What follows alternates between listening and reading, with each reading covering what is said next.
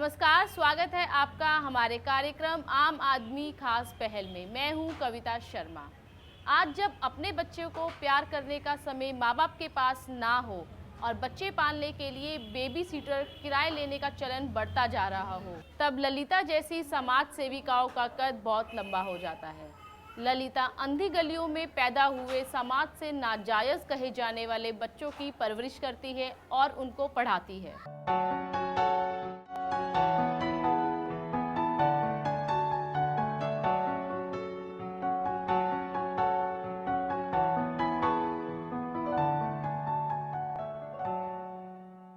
मैं 84 में कर्नाटक में देवदासी लोगों के साथ काम कर रही थी।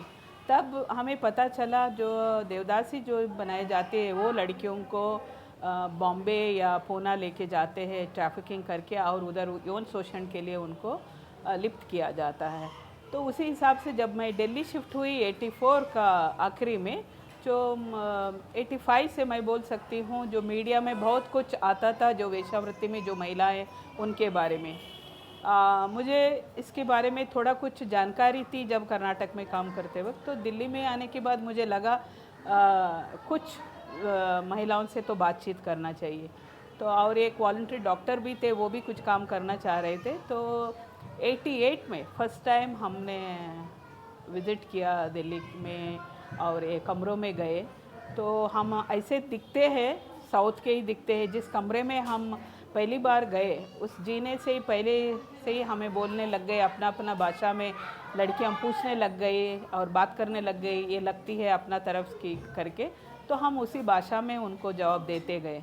तो मैं कह सकती हूँ पहला मोमेंट था, पहला सेकंड से ही मुझे भाषा का वजह से अच्छा एक एंट्री मिली और मैं कमरों में जाके औरतों से बातचीत कर पाई। और ये काम मैंने 88 में शुरू किया था। ये तो अपनी मर्जी था, जो एक लर्निंग प्रोसेस के लिए मैंने शुरू किया था। अब तक मुझे लगता है मैं स्वास्थ्य का मुद्दा है, जो HIV एड्स हो या बाकी रिप्रोडक्टिव हेल्थ है, इसके ऊपर भी काम करते आए हैं। और सामाजिक लिंग भेदभाव है, जो जेंडर बेस्ड डिस्क्रिमिनेशन है, इसको लेके काम कर रहे हैं। और बच्चों का स्वास्थ्य और बच्चों का शिक्षा को लेके काम कर रहे हैं हम लोग। उसके साथ साथ महिलाओं का कोई भी घरेलू हिंसा हो, किसी तरीक़े का शोषण हो रहा है, इस मुद्दों को लेके काम करते आए हैं। और जो महिला और बच्चों का खरीद फरोख्त होता है, अवैध व्यापार होता है, जो ट्रैफिकिंग, ह्यूमन ट्रैफिकिंग होता है, इस मुद्दे पर काम करते आए। उसके साथ जो इनके साथ जो जुड़े हुए कोई भी मामले हैं कानूनन या दूसरे, इसका बारे में भी हम लोग काम करते आए हैं। और स्लम ड्वेलर्स का जो बेसिक राइट्स को लेके या हाउसिंग राइट्स को लेके भी काम किया है।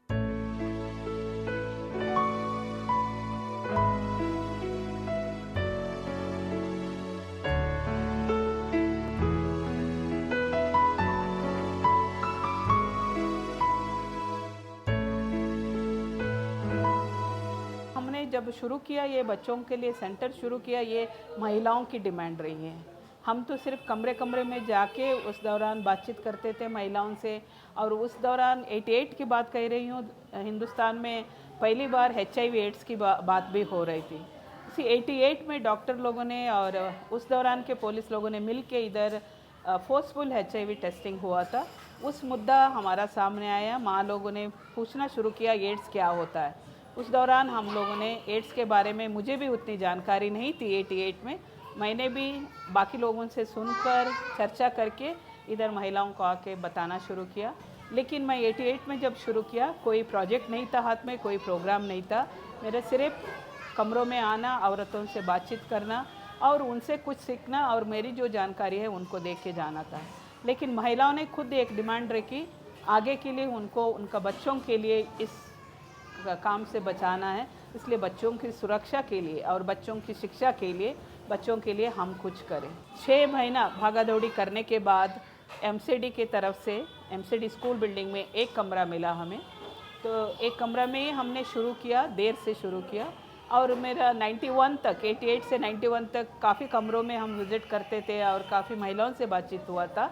तो हमारा सेंटर शुरू हुआ उस दौरान सिर्फ 5 बच्चों के द्वारा शुरू हुआ था।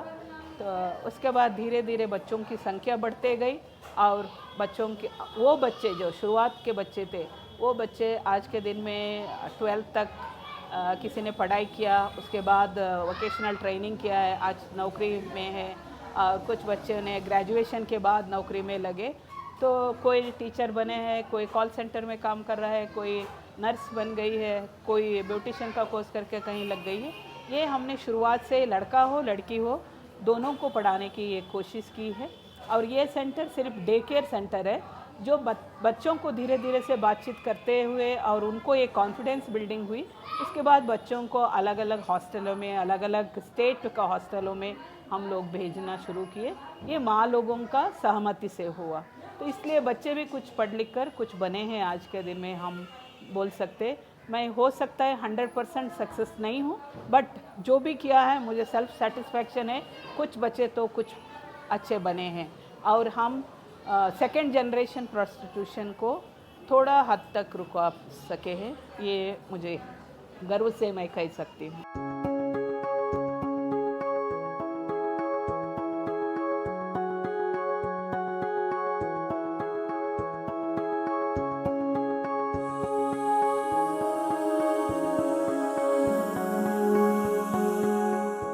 शुरुआत में कुछ हमें समस्या आई थी, क्योंकि कमरों में जाते वक्त कुछ दलाल लोगों ने, कुछ मकान मालिक ने, कुछ नोची लोगों ने कुछ प्रॉब्लम क्रिएट किया था।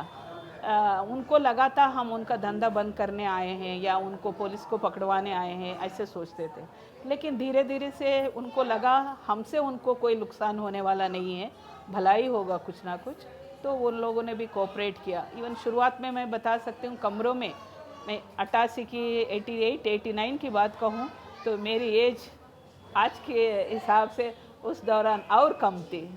तो उस दौरान हम कमरे में जाते थे, आज के जैसे मोटे भी नहीं थे। तो उस वक्त हमें कुछ क्लाइंट ने छेड़ा भी है कमरों में, तो लड़कियों ने, जो कमरों में रहने वाली महिलाओं ने हमारा प्रोटेक्ट किया है, हमारी सुरक्षा की है। उसके बाद उस क्लाइंट को उन लोगों ने मार पीट के भगाया है, ऐसे भी घटनाएं हुई है। इधर धंधा होता है, ये सच्चाई है, लेकिन जितनी बाकी जगहों में दिल्ली का व्हीकल्स में जो एक अब्यूज़ होता है महिलाओं के साथ, वो जीबी रोड में आम रास्ता में घूमते वक्त आम जनता को प्रॉब्लम नहीं होती है।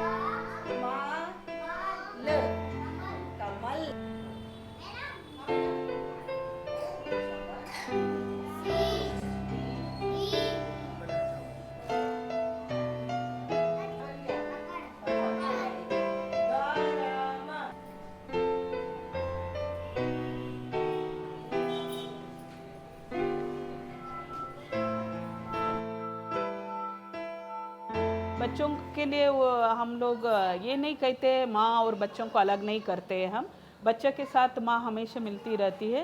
ये बच्चे बड़े होने के बाद माँ लोगों का काम के बारे में उनको अच्छा भावना नहीं होती है, उस वक्त बच्चों को काउंसलिंग करके जो बच्चों की माँ की जो सिचुएशन थी वो किस सिचुएशन में इधर पहुँची होगी ये समझाते हैं हम लोग। उसके बाद माँ को बच्चे रेस्पेक्ट देते हैं, तो यही हमारा काम है। तो बहुत सारे बच्चों को और बच्चों के साथ हम लोग मिलते रहते हैं। कहीं भी है बच्चे, कोई बच्चे दूर भी है तो फ़ोन करते हैं, बात होती है, या हम लोग मिलने जाते हैं या वो लोग आते हैं। तो इधर सेंटर में नहीं मुलाकात होती है, दिल्ली में कहीं भी, दिल्ली हाट भी हो सकता है, किसी पार्क में या कहीं रेस्टोरेंट में बैठ के बातचीत करके हम लोग उनके साथ भी कांटेक्ट रखे हुए। सेंटर में हम लोग अभी बच्चों के लिए क्रश कम बालवाड़ी है, नॉन फॉर्मल एजुकेशन है। नॉन फॉर्मल एजुकेशन के साथ साथ जो बच्चे को हमने रेगुलर स्कूल में डाला है, वो बच्चे आते हैं, कोचिंग के लिए आते हैं, वो एक एक्टिविटी। उसके साथ माँ लोगों के लिए हेल्थ का इशू को लेके है और बच्चों का साथ भी हेल्थ का इशू को है। बच्चों के लिए दूसरा बच्चों के साथ हम चाहते हैं समाज भी ये बच्चों को और ये महिलाओं को अपनाएं, इसलिए बच्चों को दूसरा जगह में, दूसरे स्कूलों में लेके जाके एक एक्सपोजर विज़िट भी करवाते हैं हम लोग। बच्चे दूसरा बच्चों के साथ भी घुल मिले और उनको भी एक अच्छा नागरिक बनने के लिए हम लोग मौका दें, तो ये भी काम हम लोग कर रहे हैं। वाकई में इनके बच्चों की एक शिक्षा की ज़रूरत है, क्योंकि ये समाज जो है एक वंचित के नज़रिया से इन बच्चों को देखते हैं। यदि जो हम इन बच्चों को किसी सरकारी स्कूल या प्राइवेट स्कूल में ये कह कर के नाम लिखाएं कि ये यहाँ के बच्चे हैं, तो शायद उनके बच्चों का नाम वहाँ पे नहीं लिखा जाएगा। तो इसलिए हमने इन लोगों को ये सोचा है कि यहाँ पे जो है इन बच्चों को हम किसी तरह से शिक्षा दे करके इनको आगे बढ़ाएं, और जब तक आगे इन लोगों के साथ जुड़ा रहे हैं, जब तक कि वो अपने पैरों पे खड़ा ना हो। तो हमारा जो मकसद है इन लोगों का एक रिहैबिलिटेशन का, कि जिस समाज ने इनको वंचित के नज़रिया से देखा है, उस समाज को हम किस तरह से फिर पा सकते हैं।